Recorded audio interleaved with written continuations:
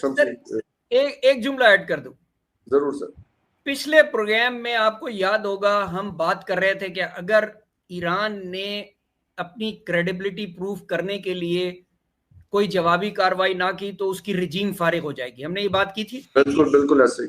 अच्छा, अब इसके साथ ही एक एडिशनल स्टेटमेंट ले लें कि अगर ईरान ने वो कार्रवाई कर दी जिसकी तरफ डॉक्टर साहब भी इशारा कर रहे हैं, मैं भी इशारा कर रहा हूं, तो इजराइल की रिजीम खतरे में है।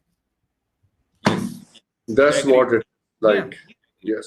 तो फिर ये इसकी इस प्रोबेबिलिटी को हम अपने सामने रख सकते हैं कि ऐसी चीजें, ऐसी लॉजिस्टिक सपोर्ट रशिया या चाइना या दोनों ने भिजवाई हो, जिससे ये जो क्लेम, अभी तो ऑफिशियल क्लेम नहीं है, ये जो बात सामने आ रही है कि F-16 या F-35 हिट हुआ है, कोई ऐसी चीजें ने दी है, air to surface to air missile, कोई ऐसी। डॉक्टर साहब, आज के दौर में ये फैक्ट्स नहीं छुप सकते। सैटेलाइट्स देख रही होंगी, रशियंस के पास भी कंप्लीट पिक्चर होगी, चाइना के पास भी होगी, अमेरिकन की अब सिर्फ सैटेलाइट्स नहीं दुनिया में घूम रहे।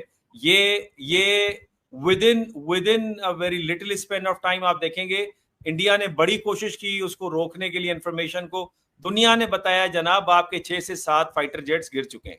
बिल्कुल सही। उन्हें जाहिर है नजर नहीं आ रहा था तो दूसरों को बताने की जरूरत पड़ी थी। जी, बहुत बहुत शुक्रिया डॉक्टर शम्सी आपका, डॉक्टर मुनव्वर हुसैन आपका, for taking out time at such short notice.